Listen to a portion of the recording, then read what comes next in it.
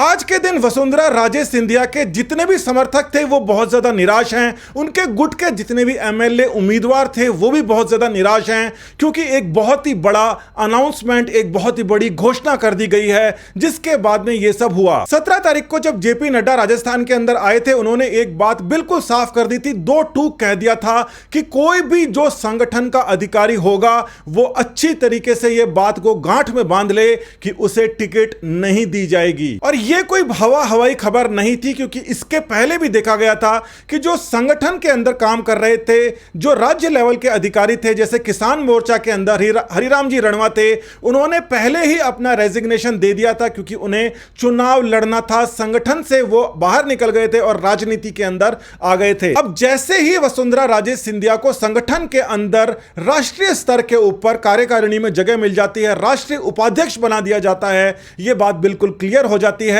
कि वो टिकट नहीं ले सकती, उनको टिकट नहीं दिया जाएगा। यह हो सकता है कि उनको आने वाले समय में राज्यसभा भेजा जाए, और या फिर यह भी हो सकता है कि चुनाव जीतने के बाद में डिसाइड किया जाए कि कोई सीट खाली करके उनको चुनाव लड़वाया जाए। अब इसकी शुरुआत हो गई थी जब बीकानेर के अंदर पहले प्रधानमंत्री मोदी आए थे और उन्होंने सभा की थी। उस समय वसुंधरा राजे सिंधिया भी मौजूद थी, मगर उन्हें बोलने नहीं दिया गया, जबकि उनसे जो दूसरे जो नेता हैं वो वहां पर सभा के अंदर बोल रहे थे। अब बीकानेर के बाद के अंदर जब मोदी सीकर के अंदर आते हैं, 2 ही दिन पहले की बात है, उस समय भी बड़ी हैरानी होती है सभी को कि वहां पर तो स्टेज के ऊपर वसुंधरा राजे सिंधिया मौजूद ही नहीं थी। इन सब के साथ ही के अंदर यह निकाला जा रहा था, मामला निकाला जा रहा था कि वसुंधरा राजे और उनके समर्थन वाले जो गुट हैं उनके लिए कुछ सिस्टम ठीक नहीं चल रहा। एक और बात जो अभी थोड़े दिन पहले आई थी वो ये थी कि वसुंधरा राजे के जो पीए हैं उन्होंने कई जगह व्हाट्सएप भेजे थे, और वो व्हाट्सएप जो थे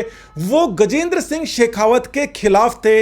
यानी कि ये बात कंफर्म हुई थी कि वसुंधरा राजे के ऑफिस से भाजपा के ही एक सबसे बड़े नेता के खिलाफ कुछ पोस्ट किया जा रहा था। उनको फंसाने की जो चाल चल रही थी, जो काफी समय से चल रही है, अशोक गहलोत पहले बोला करते थे, हालांकि इस समय तो वो बोल नहीं पा रहे। पता नहीं उनके साथ में क्या घटना हुई है कि वो अब संजीवनी का नाम लेना भूल गए हैं, गजेंद्र सिंह शेखावत का नाम लेना भूल गए हैं, और उनकी भाषा के अंदर भी जिस प्रकार की भाषा का प्रयोग करते थे अब अचानक से वो मर्यादित हो गई है। कुछ ना कुछ घुट्टी तो पिलाई गई है। यह पूरा का पूरा जो मामला है, इसकी शुरुआत अभी नहीं हुई है। इसकी शुरुआत असल में अगर देखा जाए तो करने वाले सचिन पायलट ही थे, और उसके बाद में यह मामला होते होते राजेंद्र गुढ़ा तक पहुंच गया। और जो बखेड़ा सचिन पायलट ने खड़ा किया था, सचिन पायलट तो एक नरम इंसान है, मगर राजेंद्र गुढ़ा ने तो जिस तरीके का फैलावड़ा किया, जिस प्रकार से रायता फैलाया, वो अब किसी के संभाले नहीं संभल रहा है। कई और बातें भी हैं जो वसुंधरा राजे के खिलाफ जाती हैं, मगर वो इतना बड़ा उसका योगदान नहीं था।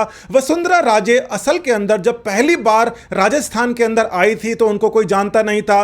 भैरव सिंह जी ने उनको मुख्यमंत्री बनवाया, मगर वो अपनी सीट बचा नहीं पाई, मतलब अपना मुख्यमंत्री पद बचा नहीं पाई, बुरी तरीके से हारी। उसके बाद में अशोक गहलोत आए जो कि हारने के लिए मशहूर हैं। उसके बाद में मोदी लहर आई तो वसुंधरा राजे दोबारा से पावर के अंदर आ गई, और उसके बाद में जैसे ही वसुंधरा राजे को जनता ने रिजेक्ट किया और सचिन पायलट की तरफ बढ़े, अचानक से अशोक गहलोत आ गए। ये जो क्रम है, ये क्रम अब लगता है कि टूटने वाला है। राजस्थान की जनता इससे सही मायने के अंदर त्रस्त दिखती है। पिछले 25 साल से ये जो क्रम चल रहा है, इसी क्रम का ये नतीजा था कि आरपीएससी के अंदर इस प्रकार से, इस लेवल से एक सेटिंग हो गई थी जो कि कुछ नेताओं के कंट्रोल के अंदर रहा करती थी।